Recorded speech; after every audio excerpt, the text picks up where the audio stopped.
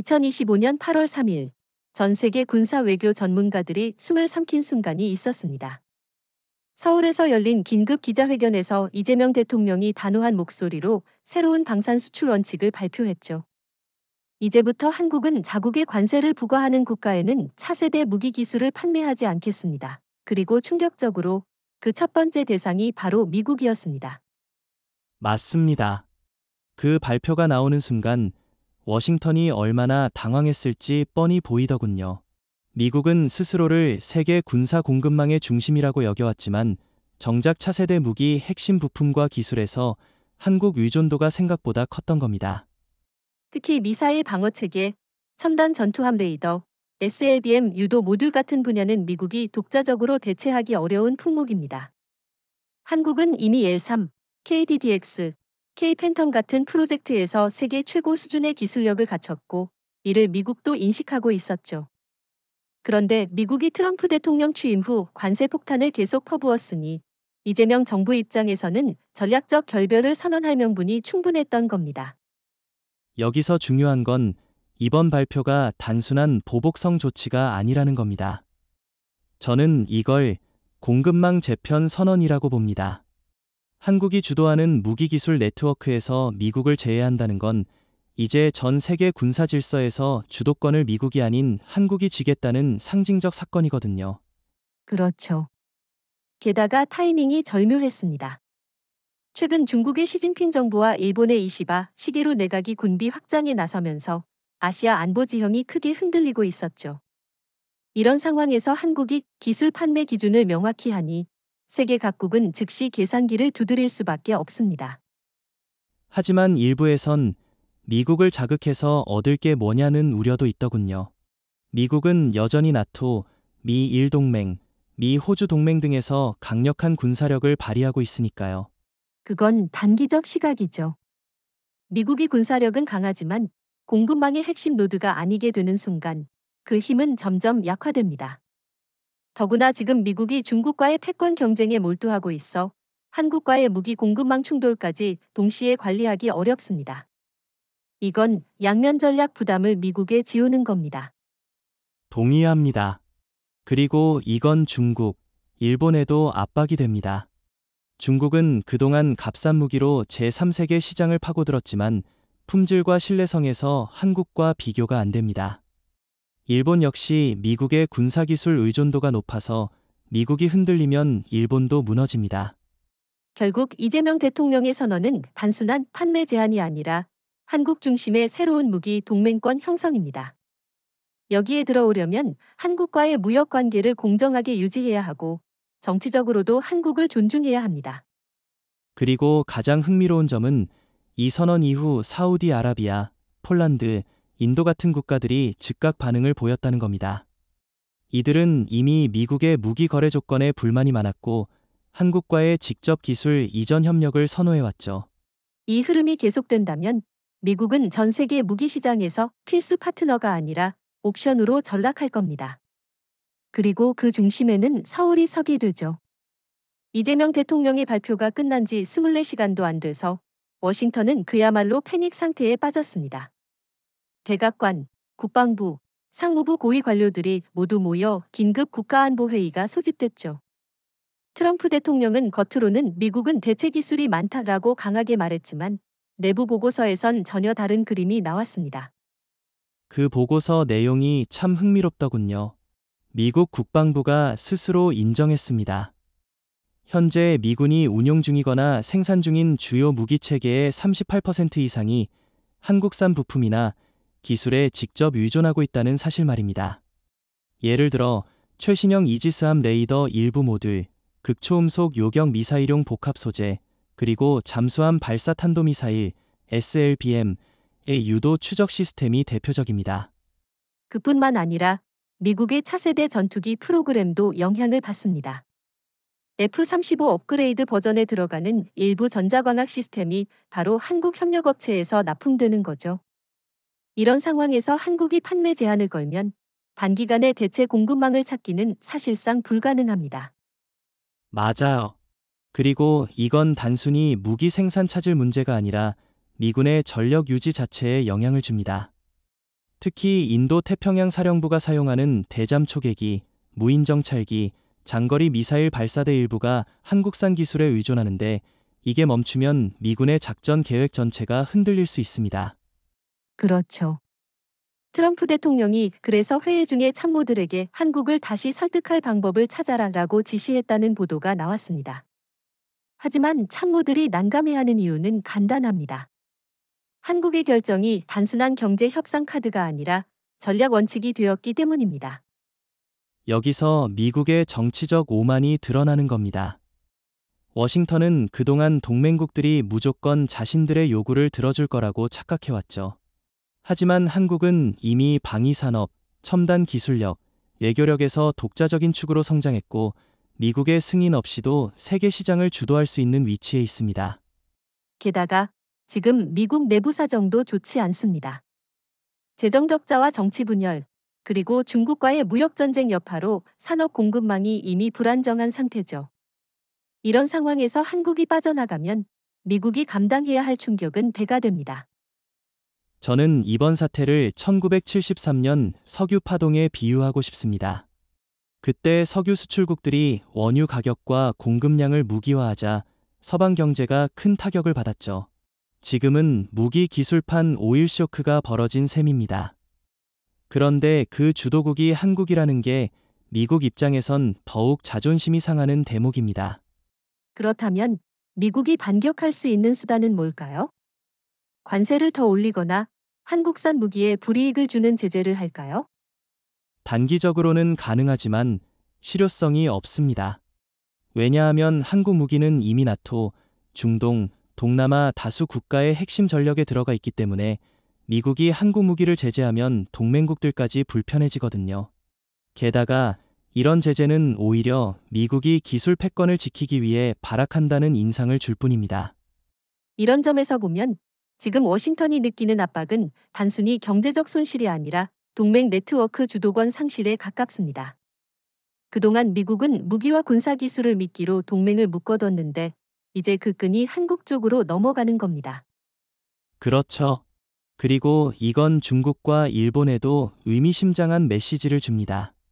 중국은 기술력 부족으로 일본은 독자적 군사기술이 취약해 미국에 의존하는 구조라서 한국이 공급망의 중심이 되면 이 둘은 더더욱 전략적 선택지가 줄어듭니다. 결국 이번 워싱턴 쇼크는 한국이 의도적으로 만든 전략적 지진입니다. 이제 문제는 미국이 이 지진의 여진을 어떻게 견디느냐죠. 그런데 제 판단은 미국이 과거처럼 힘으로만 밀어붙이면 더 큰 고립을 자초할 가능성이 큽니다. 이재명 대통령의 선언 이후 한국 국방부와 청와대는 곧바로 구체적인 설명 자료를 내놓았습니다. 단순히 미국의 관세 보복에 대한 감정적인 대응이 아니라 명확한 원칙과 계산이 깔린 결정이라는 점을 강조한 것이죠. 맞습니다.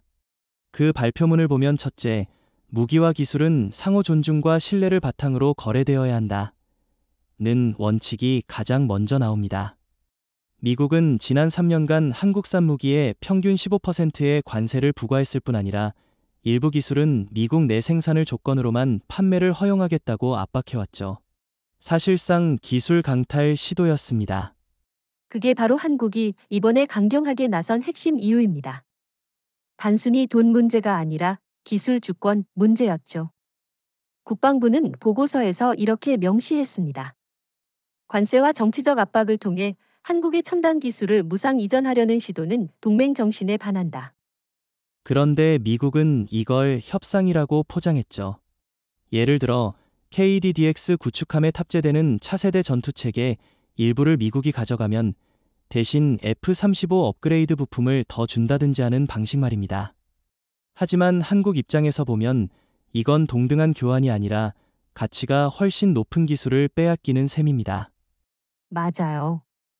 그리고 이번에 서울이 발표한 제로 테리프 엘라이즈 정책은 단순히 미국에만 적용되는 게 아니라 전 세계 모든 국가에 동일하게 적용됩니다. 즉, 한국에 부당한 무역 장벽을 세우는 국가는 차세대 무기 기술을 받을 수 없다는 거죠.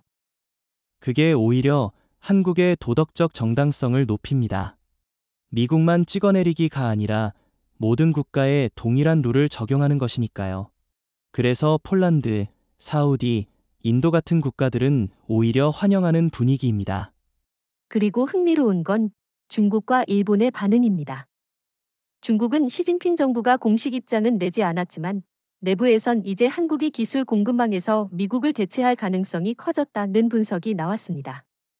일본은 더 민감하게 반응했죠. 이시바 시게루 총리가 방위성 간부 회의에서 한국이 미국을 제쳤다면 일본의 방위산업 경쟁력은 더 위태롭다고 인정한 겁니다. 이게 왜 중요하냐면 일본은 아직도 미국 기술 의존도가 60% 이상입니다. 만약 미국이 한국 기술을 못 쓰게 된다면 일본도 자동으로 차세대 무기 업그레이드에서 밀려날 수밖에 없습니다. 서울은 이런 국제 구조를 정확히 읽고 있었습니다. 그래서 발표문 마지막에 이런 문장이 있었죠. 한국의 기술은 존중과 상호 이익의 틀 안에서만 공유된다. 이건 외교적인 언어로 포장했지만 실질적으로는 기술 주권 없는 국가는 고객이 될 수 없다는 경고입니다. 저는 이번 조치가 1980년대 미국이 일본 반도체 산업을 압박했을 때와 정반대 상황이라고 봅니다. 그때 미국은 일본 기술을 제압했지만 지금은 한국이 미국 기술 공급을 차단할 수 있는 위치에 올라섰으니까요. 그렇죠. 그리고 이건 단기 효과보다 장기 효과가 더 큽니다. 단기적으로는 미국이 불편하겠지만 장기적으로는 한국이 기술 표준을 주도하게 됩니다. 예를 들어 K 팬텀 잠수함의 SLBM 발사 체계, L3 요격 알고리즘 같은 건 앞으로 수출 계약을 맺는 국가의 표준이 될 겁니다. 결국 이번 결정은 정치적 복수가 아니라 글로벌 룰메이커로서의 선언이었군요. 저는 이 점이 앞으로 미국뿐만 아니라 중국, 일본, 러시아에도 강력한 메시지가 될 거라고 봅니다. 맞습니다. 이제 한국은 단순한 무기 판매국이 아니라 무기 기술 생태계의 설계자 역할을 하게 됐습니다. 그리고 미국이 그 생태계에서 제외된 건 역사적으로도 상징적인 사건으로 기록될 겁니다. 이재명 대통령의 발표가 나온 지 불과 며칠 만에 서울 외교부 청사 앞은 각국 무관과 특사들의 발걸음으로 분주해졌습니다. 특히 폴란드, 루마니아, 사우디아라비아, 인도, 터키, 브라질에서 고위급 대표단이 거의 동시에 방문 일정을 잡았죠. 그 장면이 상징적이었죠.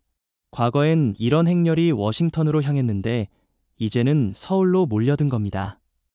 게다가 이들 국가의 공통점은 미국 무기 거래에서 불만이 많았다는 거예요. 가격은 비싸고 기술 이전은 거의 없으니 결국 의존 관계만 깊어졌죠. 그렇죠. 반면 한국은 무기를 판매하면서도 기술 이전과 공동 생산을 제한합니다.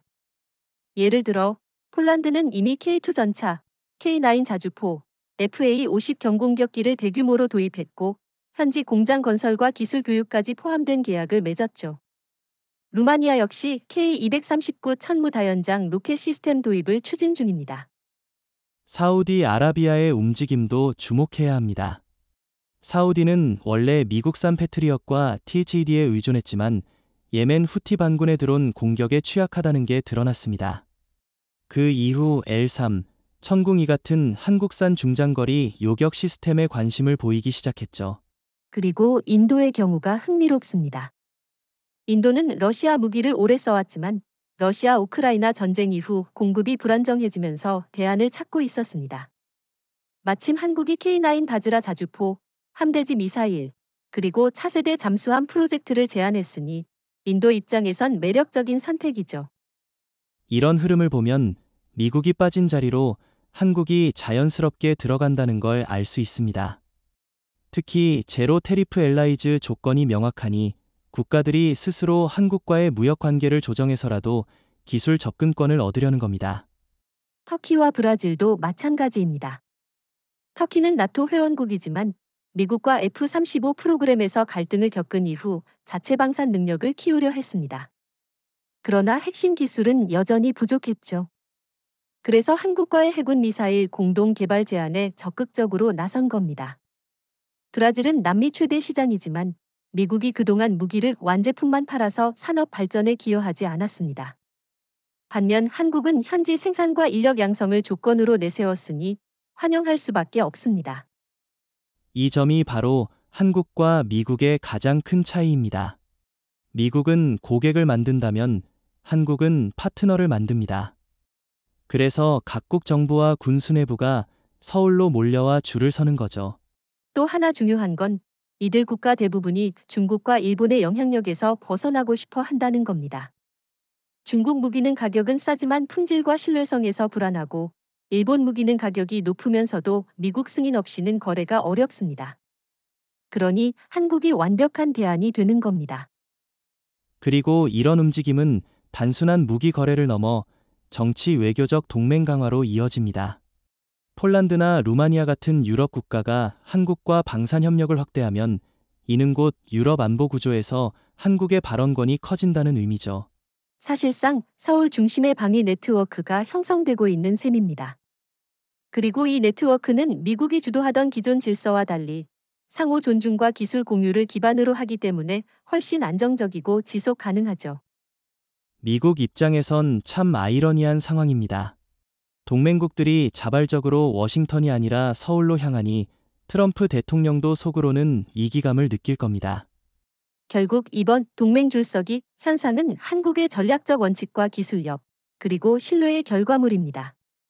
앞으로 이런 행렬은 더 길어질 것이고 그 끝에는 서울이 세계 군사 공급망의 중심에 서 있는 그림이 완성될 겁니다. 이번 제로 테리프 엘라이즈 발표의 가장 직접적인 타격은 미국의 기술 우선권 상실이었습니다. 그동안 미국은 동맹국 중에서도 프리미엄 고객이었죠. 무기 도입 시 가장 먼저 최신 기술을 제공받고 심지어 미공개 사양까지 우선 시험할 수 있는 특권을 누렸습니다. 하지만 이제 그 지위가 완전히 사라졌습니다. 그게 단순한 상징이 아니라 실제 전력 운영의 직격탄이 됩니다. 예를 들어 KDDX 구축함에 적용된 차세대 ASA 레이더는 기존 이지스 레이더보다 표적 탐지 거리가 30% 이상 길고 스텔스 표적 식별 능력이 2배 이상 뛰어나죠. 미국이 이 기술을 못 쓰면 동아시아 해역에서 정보 우위가 줄어들 수밖에 없습니다. 맞아요. 더 심각한 건 SLBM과 관련된 최신 유도 추적 기술입니다. 한국의 K-팬텀 잠수함에 적용된 신형 SLBM 유도 알고리즘은 회피 기동과 재진입 각도 조절에서 세계 최고 수준인데 이건 미국도 탐내던 기술입니다. 그런데 이제 그걸 쓸 수 없게 된 거죠. 게다가 미국은 미사일 방어 체계에서도 큰 타격을 받습니다. L3의 상층 요격 기술은 미국의 THAD보다 사거리와 고도 모두에서 앞서 있습니다. 나토 일부 회원국은 이미 THAD 대신 L3 도입을 검토하고 있는데 미국이 이 흐름을 막기 어려워졌습니다. 이건 단순히 무기를 못 산다는 문제가 아니라 군사 외교 네트워크에서 영향력을 잃는 문제입니다. 그동안 미국은 우리가 먼저 쓰는 무기라는 이미지로 동맹국들에게 군사적 권위를 유지했는데 이제 그 우선권은 폴란드, 사우디, 인도 같은 국가들에게 넘어갑니다. 그렇죠. 미국이 최신 무기를 가장 먼저 받는 나라라는 상징성이 사라지면 동맹국들은 우리가 미국을 따라야 하지? 라는 질문을 하게 됩니다. 기술 우선권은 곧 외교 군사적 리더십의 핵심 자산이었거든요. 여기서 흥미로운 건 일본의 반응입니다. 일본 방위성은 비공식적으로 미국이 한국 기술에서 배제되면 일본도 최신 기술 접근이 지연될 수 있다는 우려를 표했습니다. 일본 무기 체계 상당수가 미국 표준과 연동돼 있으니까요. 결국 일본은 미국과 함께 기술 공급망의 이선으로 밀려나게 되는 겁니다. 반면 한국은 일선 국가들과 직접 거래하며 기술 표준을 주도하게 됩니다. 이재명 정부는 발표 직후 이런 메시지를 명확히 했습니다. 기술 우선권은 거래 조건과 신뢰를 충족한 국가에만 부여된다. 이 말은 곧 미국이 관세와 정치 압박을 중단하지 않는 한 영원히 그 우선권을 회복할 수 없다는 경고죠. 미국 입장에선 이게 굉장히 불편한 상황일 겁니다. 왜냐하면 과거엔 자국이 기술의 문지기였는데 지금은 한국이 그 역할을 하고 있으니까요. 그리고 이 변화는 이미 현실에서 나타나고 있습니다. 나토 일부 회원국은 신형 대함미사일, 고출력 전자전 시스템, 극초음속 요격 체계에서 미국이 아닌 한국을 1순위로 지정했습니다. 저는 이 흐름이 앞으로 가속화될 거라고 봅니다. 특히 중동 동남아 시장에서 한국 무기는 미국보다 빠르게 확산될 겁니다. 기술 접근 속도가 곧 전력 격차로 이어지니까요. 결국 기술 우선권 상실은 미국이 군사력으로만 해결할 수 없는 문제입니다. 신뢰와 조건을 충족해야 회복할 수 있는 권리이자 이제는 한국이 쥔 카드입니다. 이재명 대통령의 제로 테리프 엘라이즈 선언 이후 워싱턴의 첫 반응은 예상대로 강경했습니다. 트럼프 대통령은 기자회견에서 한국의 결정은 동맹 정신에 어긋난다며 즉시 무역 보복과 기술 제재를 검토하겠다고 밝혔죠. 네. 하지만 그 발언이 공개되자마자 미국 내부 경제계와 방산업계에서 우려의 목소리가 터져나왔습니다. 특히 로키드 마틴, 레이시온 같은 대형 방산업체들은 한국산 핵심 부품과 모듈 없이는 일부 프로젝트가 중단될 수 있다는 점을 백악관에 경고했습니다. 그래서 미국이 내놓은 첫 번째 카드는 추가 관세 부과였습니다. 한국산 전자광학 시스템, 복합 소재, 특수강판 등에 25%의 관세를 매기겠다고 위협했죠. 그런데 이게 오히려 역효과를 낼 가능성이 큽니다. 왜냐하면 한국은 이미 공급망을 다변화했고 이런 고부가 가치 부품은 다른 시장으로 쉽게 전환이 가능하거든요. 예를 들어 사우디나 인도, 유럽 국가들이 한국산 부품을 오히려 더 높은 가격에라도 구매하려 합니다. 맞아요. 미국이 생각하는 관세 압박이 실제로는 한국의 글로벌 입지를 더 강화하는 셈이죠. 그리고 이번에 흥미로운 건 미국이 방산 기술 협력 제한 조치도 검토했다는 겁니다. 그게 바로 아이러니죠. 미국이 기술 협력을 제한한다 해도 현재 양국 간 첨단 무기 기술 교류에서 순수 수입 비중은 미국이 더 큽니다. 한국은 미국 무기 부품이 없어도 대체재를 찾거나 자체 개발할 능력이 있지만 미국은 한국산 핵심 부품을 당장 대체하기 어렵습니다. 그리고 정치적으로도 미국의 보복은 위험합니다. 이미 폴란드, 루마니아, 사우디 같은 국가들이 한국과의 협력을 확대하고 있는데 미국이 강경 조치로 한국을 압박하면 이들 동맹국도 불만을 표출할 수 있습니다. 실제로 폴란드 국방장관이 한국과의 협력을 방해하는 어떠한 압력도 받아들이지 않겠다고 공개적으로 말했죠. 이건 미국에 대한 직설적인 경고나 다름없습니다. 트럼프 행정부의 또 다른 반격 카드가 대체 공급망 구축입니다. 일본, 대만, 심지어 일부 유럽 업체와 협력해 한국을 배제한 무기 부품 네트워크를 만들려는 계획이죠. 하지만 그게 말처럼 쉽지 않습니다. 일본은 미국이 원하는 속도로 기술을 개방할 준비가 안 돼 있고, 대만은 중국의 군사 압박 속에서 방산 수출 여력이 제한적입니다. 유럽 업체들도 가격과 기술 수준에서 한국과 경쟁하기 힘들죠. 결국 미국의 보복 시도는 속도전에서 실패할 가능성이 큽니다. 특히 무기 시스템 개발은 단기간에 공급망을 재구성할 수 있는 산업이 아니니까요. 저는 이번 상황이 미국의 중요한 교훈이 될 거라고 봅니다. 동맹이라고 해서 기술을 당연히 받을 수 있다고 생각하면 안 된다는 겁니다. 이제는 기술 주권을 가진 나라가 룰을 정하는 시대니까요. 맞습니다. 한국은 이미 그 룰메이커 자리에 올랐고 미국이 보복을 시도할수록 그 사실만 더 부각됩니다. 트럼프 대통령이 아무리 강한 언사를 내놔도 현실은 바뀌지 않을 겁니다. 이재명 대통령의 선언 이후 세계 방산 시장은 사실상 지도 다시 그리기 단계에 들어갔습니다.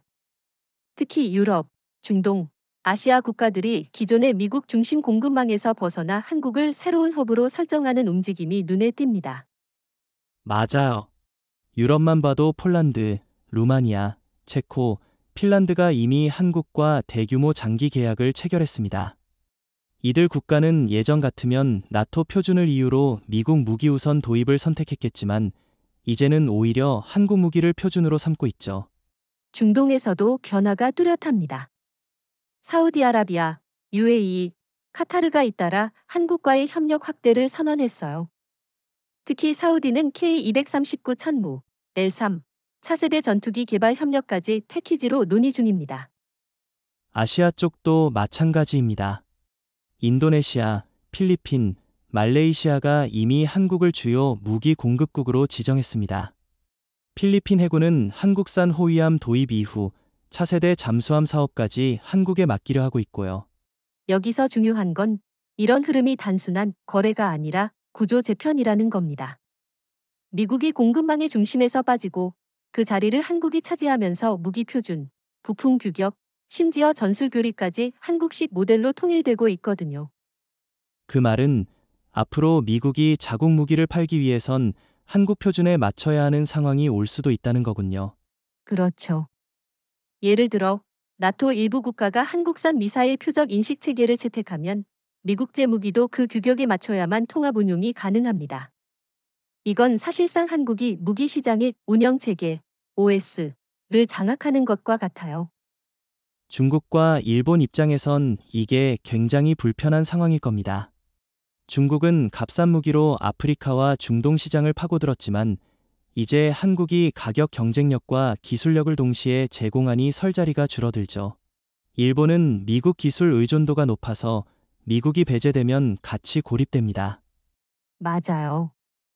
일본은 이시바 시게루 총리 취임 이후 방위산업 육성을 외쳤지만 독자적인 첨단 무기 기술이 부족해 한국과 비교가 안 됩니다. 심지어 일부 일본 방산업체는 한국 부품에 의존하고 있다는 사실이 드러났죠.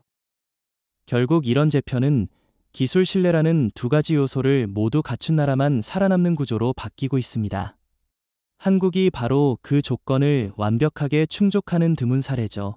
그리고 세계 각국이 한국과의 협력을 확대하는 이유는 단순히 무기 성능 때문만이 아닙니다.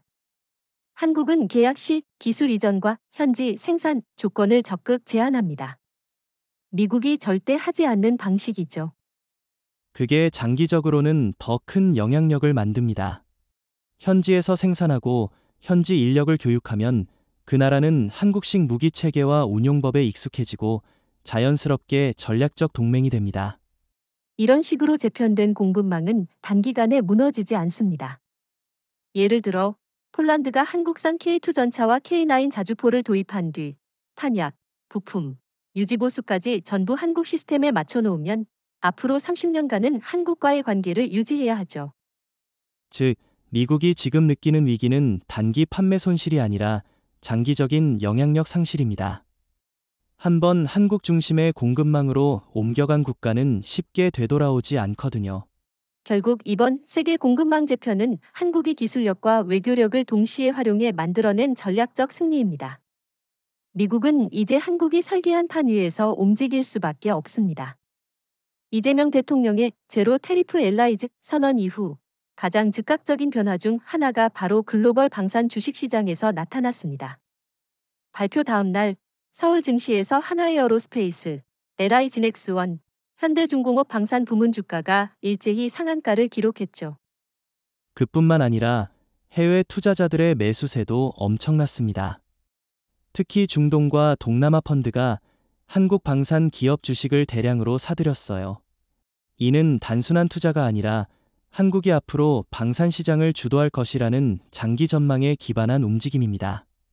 반대로 미국 뉴욕 증시에서는 로키드 마틴, 레이시온, 노스럽 그루먼 같은 대표 방산주의 주가가 발표 직후 5에서 7% 하락했습니다. 일부 애널리스트들은 미국이 기술 우선권을 잃는 순간 매출 성장세가 둔화될 수밖에 없다고 분석했죠.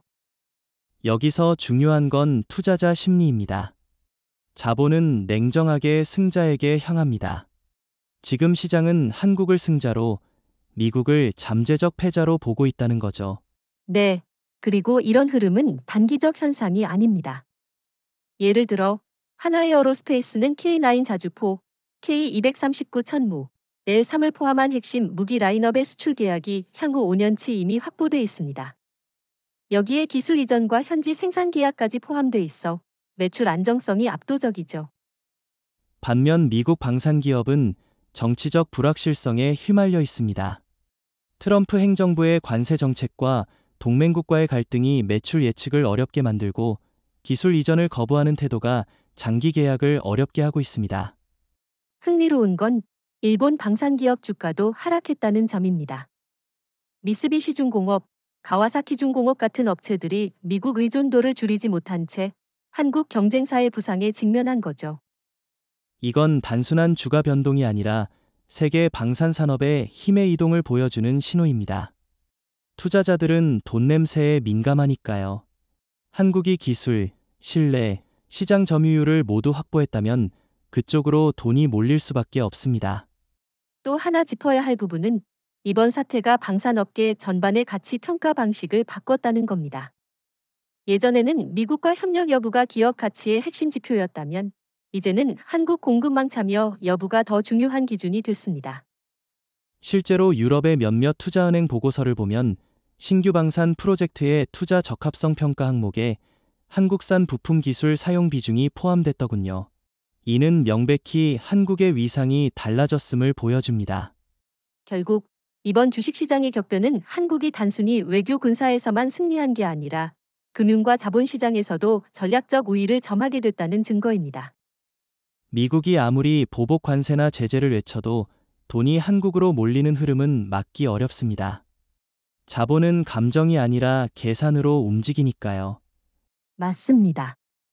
그리고 이건 앞으로 한국이 방산뿐 아니라 다른 첨단 산업에서도 투자 1순위 국가로 부상할 수 있는 발판이 될 겁니다. 이재명 대통령의 제로 테리프 엘라이즈 정책이 발표된 지 한 달도 안 돼서 한국 정부가 또 하나의 강수를 던졌습니다. 바로 기술 협력 패키지입니다. 단순한 무기 판매를 넘어 기술 이전, 공동 개발, 현지 생산, 인력 양성까지 묶은 종합 제안서죠. 네, 저는 이걸 보고 이제 한국이 완전히 게임의 규칙을 바꿨다라고 생각했습니다. 과거 미국은 절대 핵심 기술을 넘기지 않았고 일본 역시 부품 공급만 하며 기술 독립을 막았죠. 그런데 한국은 정반대 전략을 취한 겁니다. 예를 들어 폴란드에는 K2 전차와 K9 자주포 생산 라인을 현지에 설치하고 부품 70% 이상을 폴란드에서 조달하도록 했습니다. 루마니아에는 K239 천무 다연장 로켓 시스템의 일부 부품을 현지 생산하게 하고 유지 보수 교육까지 포함시켰죠. 중동 사례도 빼놓을 수 없습니다. 사우디아라비아와는 L3 요격 시스템 공동 생산 협정을 논의 중인데 여기엔 방공 레이더와 미사일 발사대의 소프트웨어 코드를 일부 이전하는 내용이 들어 있습니다. 미국이라면 절대 불가능한 조건입니다. 이런 조건이 각국의 매력적인 이유는 명확합니다. 단순히 무기를 사오는 게 아니라 자국 내 방산 생태계를 키울 수 있기 때문이죠. 장기적으로는 고용 창출, 기술력 상승, 자주국방 능력 강화로 이어집니다. 그런데 일부에서는 기술 이전이 너무 관대하면 언젠가 경쟁자가 될 수도 있지 않느냐는 우려도 있습니다. 그건 단기적 시각입니다. 한국은 단순한 기술 전달이 아니라 지속적인 업그레이드와 표준 유지가 가능한 구조를 함께 제공합니다. 즉, 기술을 주더라도 핵심 표준과 업그레이드 권한은 한국이 쥐고 있기 때문에 오히려 장기적인 영향력은 더 커집니다. 그리고 이건 단순히 상업적 전략이 아니라 외교 전략이기도 합니다. 기술 협력 관계를 맺으면 그 나라는 한국의 외교 안보 정책에도 자연스럽게 호응하게 되죠. 예를 들어 필리핀이 한국산 호위함과 잠수함을 도입하고 관련 기술을 배우면 향후 해양 안보 이슈에서 한국의 입장을 지지할 가능성이 높아집니다. 맞습니다. 실제로 인도네시아와의 KF-21 차세대 전투기 공동 개발 프로젝트는 단순한 군사 협력을 넘어 양국 경제 외교 관계 전반을 끌어올리는 효과를 냈죠. 이번 기술 협력 패키지의 또 다른 특징은 군사와 민간 기술을 함께 묶는다는 겁니다. 예를 들어 고성능 레이더 기술을 이전하면서 동시에 항공교통 관제 시스템에도 적용할 수 있도록 해주는 방식입니다. 그렇게 되면 한국은 무기 시장뿐 아니라 민간 첨단 산업에서도 영향력을 확장하게 됩니다. 사실상 한 번 계약하면 모든 분야에서 얽히는 네트워크를 만드는 거죠. 미국이 이걸 가장 경계할 겁니다. 왜냐하면 지금까지 미국의 강점은 군사기술을 통해 동맹국을 묶어두는 것이었는데 이제 그 역할을 한국이 하고 있으니까요. 그리고 중요한 건 이 패키지가 단순히 부유한 국가만을 위한 게 아니라는 겁니다. 아프리카 일부 국가와 남미 중소국가에도 규모와 조건을 맞춘 협력 모델을 제안하고 있거든요. 이건 사실상 한국 중심 글로벌 기술 동맹이 탄생하고 있다는 신호입니다. 미국, 중국, 일본은 이런 유연한 패키지를 제시할 능력이나 의지가 없습니다. 결국 이번 기술 협력 패키지는 한국이 군사경제 외교의 3축을 동시에 잡는 전략입니다. 미국이 배제된 세계 공급망에서 한국은 단순한 공급자가 아니라 설계자로 자리 잡게 될 겁니다. 이재명 대통령의 선언과 기술 협력 패키지 발표 이후 미국은 점점 뚜렷하게 기술 고립 상태에 빠져들고 있습니다. 예전 같으면 한국이 개발한 신형 무기 기술은 미국이 가장 먼저 접근할 수 있었지만 이제 그 길이 완전히 막혔습니다. 네, 특히 최근 사례가 상징적이죠. 나토 일부 회원국이 차세대 대함 미사일 표적 인식 체계로 한국 표준을 채택했는데 미국은 이 표준에 접근 권한이 없습니다. 결과적으로 미 해군 함정이 나토 해역에서 공동 작전을 할 때 데이터 호환성 문제로 불리해진다는 거죠. 맞습니다. 이건 단순히 부품이 없어서 불편한 정도가 아니라 전장 정보 네트워크에서 배제될 수 있다는 의미입니다. 더구나 한국이 공급하는 AESA 레이더, L3 요격 알고리즘, KDDX 전투체계 같은 핵심 기술들은 이제 제로 테리프 엘라이즈 국가들만 사용할 수 있습니다. 그래서 최근 미국 내부에서 한국을 설득해야 한다는 목소리가 다시 나왔지만 트럼프 행정부의 강경 기조가 발목을 잡고 있죠. 관세와 기술 압박을 먼저 풀지 않으면 한국이 대화에 응할 이유가 없으니까요. 미국이 처한 곤란한 상황은 여기에 그치지 않습니다.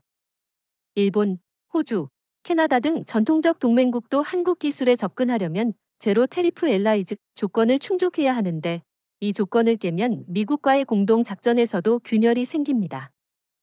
여기서 재미있는 건 일본의 딜레마입니다. 일본은 미일 동맹에 따라 미국 무기 표준을 유지해야 하지만 동시에 한국 기술 없이는 차세대 무기 개발에서 뒤처질 게 뻔하죠. 이시바 시게루 총리도 최근 비공개 회의에서 한국 기술을 무시하면 일본 방위 산업의 미래가 없다라고 말했다고 합니다. 그 발언은 미국에도 큰 파장을 줬죠. 왜냐하면 동맹국 일본조차 한국 기술 없이는 버티기 어렵다는 걸 인정한 셈이니까요. 또 하나 짚어야 할 건 미국이 자체 기술로 대체하려 해도 시간이 너무 오래 걸린다는 점입니다. 예를 들어 L3 수준의 요격 시스템을 독자 개발하려면 최소 8년 이상 걸리고 그동안은 동맹국보다 열세에 놓이게 됩니다.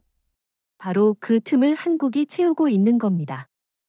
사우디, 인도, 폴란드 같은 나라들이 미국을 거치지 않고 직접 한국과 기술 제휴를 맺으면서 미국은 글로벌 기술 네트워크의 중심에서 외곽으로 밀려나고 있습니다. 저는 이게 단순한 군사기술 문제가 아니라 국제정치 질서의 재편이라고 봅니다. 과거엔 미국이 표준을 만들고 세계가 따라왔지만 지금은 한국이 표준을 만들고 미국이 따라와야 하는 상황이거든요. 그렇죠. 그리고 이건 미국의 외교 자산을 약화시키는 치명적 변수입니다. 무기 기술 표준을 주도하는 나라가 외교 협상에서도 우위를 점하기 때문이죠. 문제는 미국이 여전히 과거의 패권 모델에 집착한다는 겁니다. 협력보다는 압박, 상호 존중보다는 일방적 요구. 이런 태도는 한국뿐만 아니라 다른 기술 강국들과의 관계도 악화시킵니다. 결국 미국이 기술 고립에서 벗어나려면 한국의 조건을 받아들이고 동등한 파트너로 인정하는 수밖에 없습니다. 하지만 트럼프 대통령이 이 자존심 싸움을 포기할까요? 저는 회의적입니다. 동의합니다. 그 사이에 한국은 기술 시장 외교에서 영향력을 넓혀가고 미국은 점점 좁아진 공간에서 고립을 자초하게 될 겁니다. 미국이 기술 고립에 빠지자 예상대로 중국과 러시아가 움직이기 시작했습니다. 겉으로는 협력이라는 명분을 내세웠지만 속내는 분명했습니다. 한국의 새로운 무기 공급망과 표준에 접근해 자신들의 기술 격차를 줄이려는 것이죠. 네, 중국은 시진핑 정부가 곧바로 외교 채널을 통해 한중 군사기술 협력 재개를 제안했다고 하더군요. 하지만 이건 표면적인 외교 언어일 뿐이고 실제 목적은 한국의 극초음속 미사일 유도 기술, ASA 레이더 소프트웨어, 그리고 잠수함 소음 저감 기술을 확보하려는 겁니다. 러시아도 마찬가지입니다.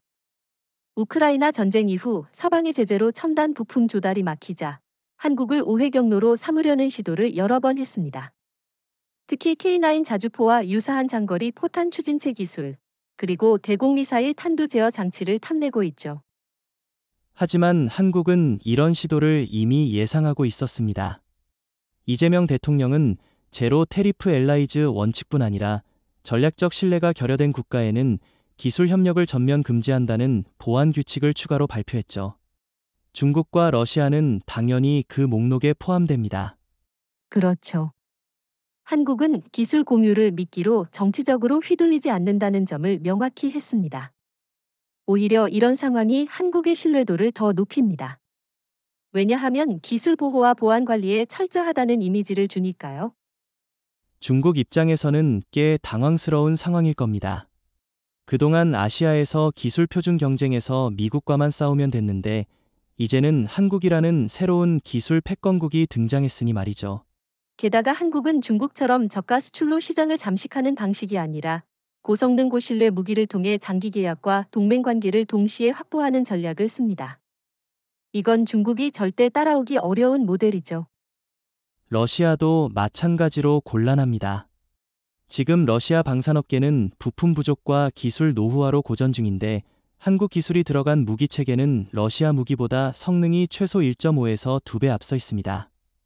러시아가 아무리 협력 손짓을 해도 한국은 그 위험성을 너무 잘 알기 때문에 받아들일 리 없습니다.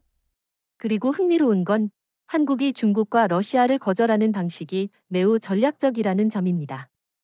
단순히 한다가 아니라 대신 동남아, 중앙아시아, 중동 국가들과의 협력을 강화해 중국 러시아의 영향권을 좁혀가는 거죠.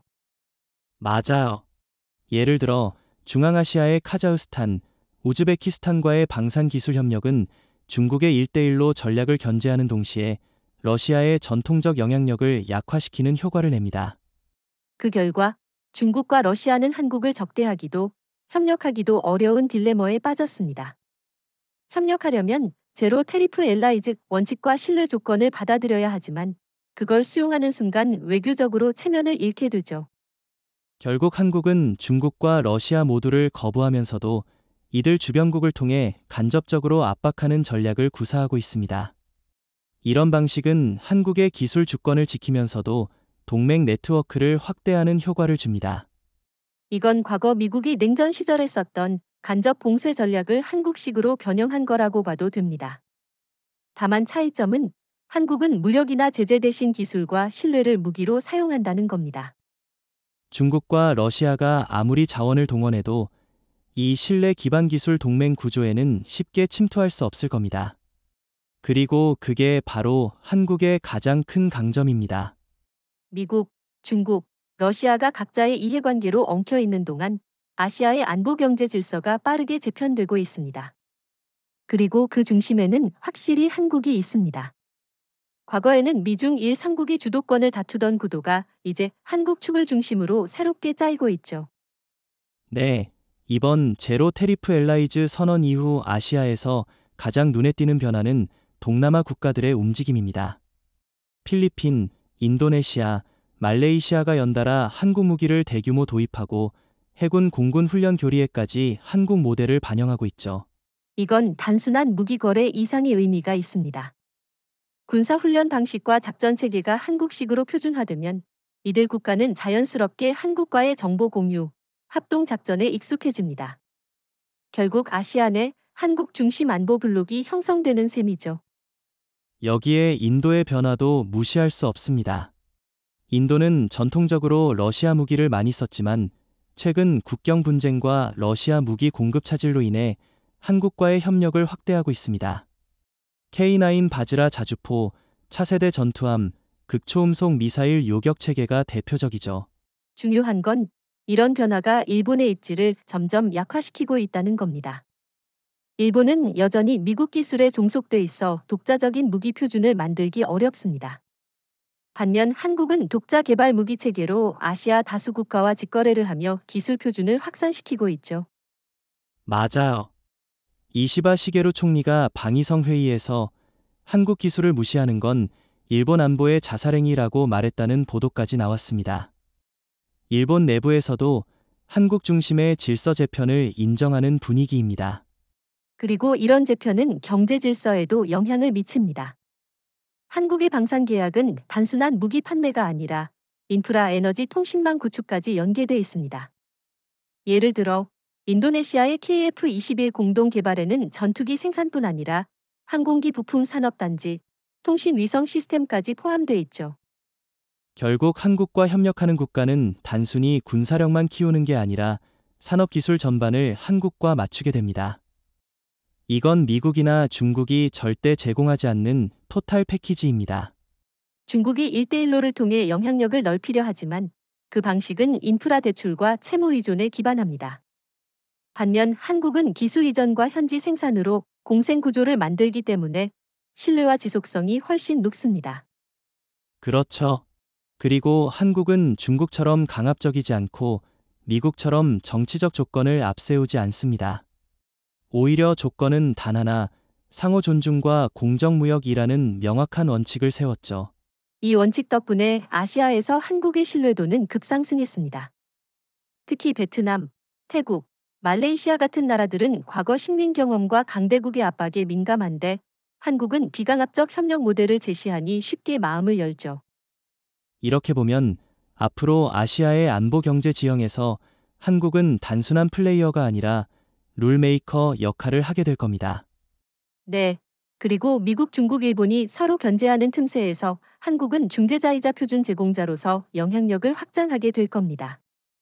아시아의 새로운 질서는 이제 서울에서 그려지고 있다고 해도 과언이 아닙니다.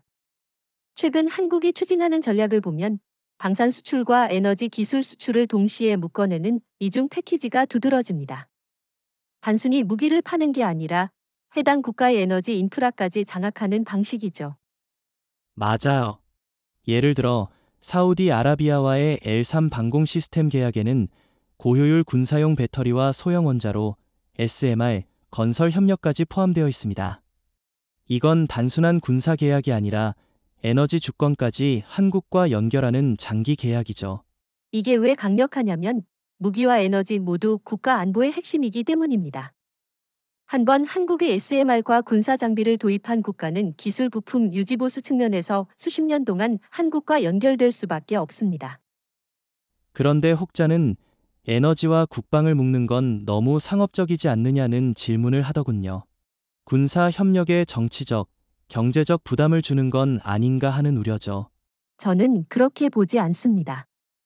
오히려 국가 입장에서 보면 방위력과 에너지 자립을 동시에 달성할 수 있는 기회입니다.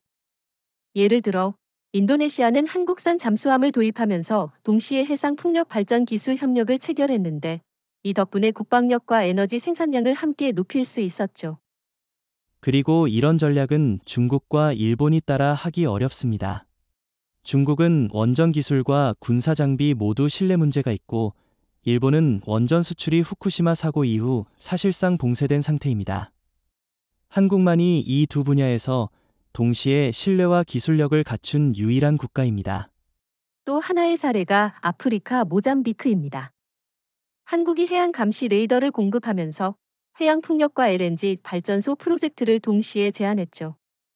이게 승인되면 모잠비크 해군의 작전 능력과 국가 전력 생산량이 동시에 개선됩니다. 결국 이건 에너지 안보 군사 안보라는 두 개의 축을 한 번에 잡는 겁니다. 미국은 군사 장비만 팔고 에너지 문제는 민간 기업에 맡기지만 한국은 패키지로 제공하니 훨씬 매력적이죠. 이중 전략은 장기적인 외교 영향력에도 유리합니다. 에너지 인프라는 하루아침에 교체할 수 없으니 해당 국가는 수십 년 동안 한국과 협력 관계를 유지해야 합니다. 게다가 방산 계약이 끝난 뒤에도 에너지 프로젝트는 계속 이어지니 한국 기업과 기술진이 그 나라에 상주하게 되고 자연스럽게 정치 경제 네트워크가 형성됩니다. 이런 구조를 보면 앞으로 한국이 중동, 아시아, 아프리카에서 장기적인 영향력을 유지하는 건 시간 문제라고 생각합니다. 네, 그리고 이 전략이야말로 미국, 중국, 일본과의 차별점입니다. 다른 나라들은 군사, 에너지, 인프라를 따로 다루지만 한국은 세 가지를 통합한 전략 패키지로 제공하니까요. 결국 한국은 방위산업 수출국을 넘어서 에너지 군사 경제를 모두 아우르는 글로벌 전략 설계자로 자리매김하고 있습니다. 이게 바로 21세기형 국가 영향력의 모델이라고 봅니다. 결국 미국이 움직였습니다. 제로 테리프 엘라이즈 선언 이후 6개월 동안 이어진 기술 고립과 동맹국 이탈은 워싱턴에게 견디기 힘든 압박이었죠. 트럼프 대통령이 직접 특사단을 서울로 보내 이재명 대통령과의 비공식 접촉을 시도했습니다. 네, 그 특사단에는 전직 국방장관과 현직 상원의원까지 포함되어 있었습니다. 겉으로는 양국 동맹 강화를 위한 대화라고 포장했지만 실제 목적은 분명했습니다. 한국이 차세대 무기 기술 수출 제한을 완화해 달라는 요청이었죠. 하지만 이재명 대통령은 단호했습니다. 그는 조건 없는 기술 개방은 없다는 입장을 재확인했고 미국이 관세 철폐와 기술 압박 중단을 공식 약속하지 않는 한 협상은 불가능하다고 못 박았습니다. 흥미로운 건 미국이 제시한 회유책이었죠. F-35 업그레이드 프로그램 공동 참여, 첨단 위성 정보 공유 확대, 그리고 일부 미사일 방어 데이터 실시간 연동 제공. 그런데 문제는 이 모든 제안이 한국 입장에서 필수적인 게 아니었다는 겁니다. 이미 한국은 자체적으로 KF-X, KF-21, 전투기 개발, 한국형 정찰위성, L-3 요격 체계 등에서 미국에 의존하지 않는 기술을 확보했습니다. 그렇죠. 심지어 한국이 최근에 성공시킨 SLBM 잠수함 발사 시험과 극초음속 미사일 요격 실험은 미국 기술을 전혀 사용하지 않았습니다. 그러니 미국의 제안이 예전처럼 매력적인 협상 카드가 되지 못하는 겁니다. 트럼프 행정부가 이번에 뼈저리게 느꼈을 겁니다. 과거에는 미국이 주면 동맹국은 무조건 받는다는 공식이 통했지만 이제 한국은 대등하거나 심지어 우위에서 협상하는 위치에 섰으니까요. 그런데 일각에서는 미국을 너무 몰아붙이면 나중에 역풍이 올 수 있다는 우려도 나옵니다. 혹시 한국이 지나치게 강경하면 미국이 동맹 틀 자체를 흔들 수 있다는 시각이죠. 저는 그렇게 보지 않습니다. 현재 미국은 인도 태평양 전략에서 한국을 배제할 여력이 없습니다. 중국 견제, 북한 억제, 러시아 동진 방지 어느 하나도 한국 없이 효과적으로 수행하기 어렵죠. 결국 미국은 조건부 복귀를 선택할 수밖에 없습니다. 관세 철폐, 기술 이전 강요 중단, 그리고 한국 표준 무기체계 일부를 자국 무기에 통합하는 방식 말입니다. 이건 상징적으로도 큽니다. 미국이 한국 표준을 받아들이는 순간 전 세계에 한국이 새로운 군사기술 리더라는 메시지를 주게 되니까요.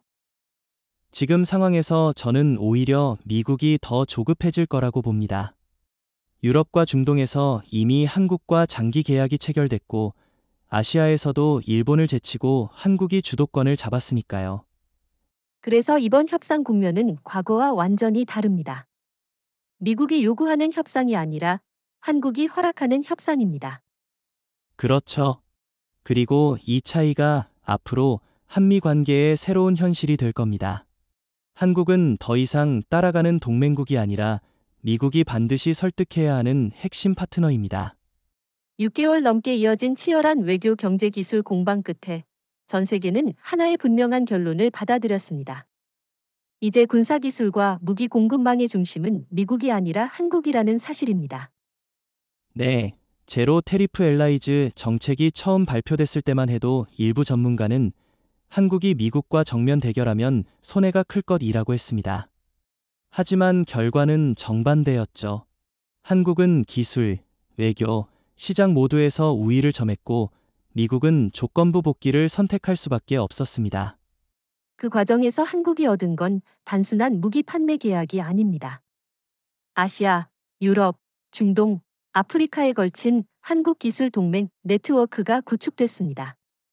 이 네트워크는 무기체계, 부품 표준, 작전 교리, 심지어 에너지 인프라까지 아우르는 통합 구조입니다.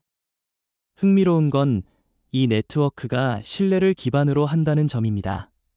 미국이나 중국처럼 압박이나 조건부 원조가 아니라 상호 존중과 공정무역이 원칙이었기 때문에 각국이 자발적으로 참여했습니다. 그리고 이 신뢰 구조 덕분에 한국은 세계 군사 시장에서 룰메이커로 자리 잡았습니다. 예를 들어 나토 일부 회원국이 한국산 미사일 표준을 채택하면 미국 무기조차 그 표준에 맞춰야 합니다. 이는 사실상 국제 무기 표준의 주도권을 한국이 잡았다는 의미입니다. 그렇죠. 저는 이게 단순히 군사 분야에만 그치지 않을 거라고 봅니다. 앞으로 항공우주, 인공지능, 사이버 안보 같은 첨단 기술 분야에서도 한국 표준이 확산될 가능성이 높습니다. 미국 입장에선 뼈아픈 변화지만 국제사회 입장에서는 환영할 만한 균형입니다. 한 국가가 독점하던 기술 패권이 다극화되면서 더 공정한 경쟁 환경이 조성됐으니까요. 일본과 중국은 이 변화에 적응해야 합니다. 일본은 미국 의존에서 벗어나 독자 노선을 고민해야 하고, 중국은 가격 경쟁력만으로는 한국의 고신뢰 고성능 모델을 따라잡을 수 없습니다. 마지막으로 중요한 건 한국이 이 모든 변화를 전쟁 없이 이끌어냈다는 점입니다. 군사력은 강화했지만 그 힘을 외교와 경제 협력의 수단으로 사용했습니다. 네, 그리고 이것이 전 세계에 주는 메시지는 분명합니다. 21세기 패권은 무기를 많이 가진 나라가 아니라 누가 기술과 신뢰의 열쇠를 쥐고 있느냐로 결정된다. 이번 사례는 향후 수십 년 동안 국제정치학 교과서에 실릴 겁니다. 한국이 기술, 외교, 안보를 결합해 초강대국 미국마저 협상 테이블로 끌어낸 역사적 전환점이었으니까요. 그리고 이 전환점의 주인공은 분명합니다. 바로 대한민국입니다.